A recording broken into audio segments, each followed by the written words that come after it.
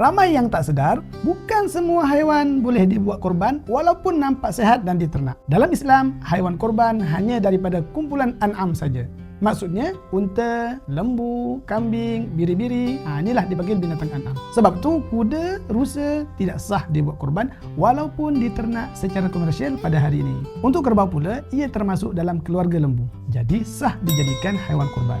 Bagaimana pula dengan haiwan kacukan? Kalau haiwan kacukan antara haiwan korban dan bukan haiwan korban, contohnya seperti kacukan kijang dengan kambing, hukumnya tidak sah dibuat korban. Tapi kalau kacukan antara dua jenis haiwan korban seperti kambing dengan lembu, contohnya lah, ataupun biri-biri dengan kambing biasa, hukumnya sah untuk dibuat korban. Bab umur pula, haiwan kacukan ikut ibu atau bapa yang lebih tinggi syarat umurnya. Contohnya, kacukan biri-biri dengan kambing biasa. Umur yang dikira ialah umur kambing, iaitu 2 tahun masuk ke 3 tahun. Ringkasnya, sebelum kita berkorban, pastikan jenis haiwan, status kacukan dan umurnya semuanya betul supaya ibadah korban kita sah dan diterima. Tekan like dan follow untuk info ibadah korban yang seterusnya.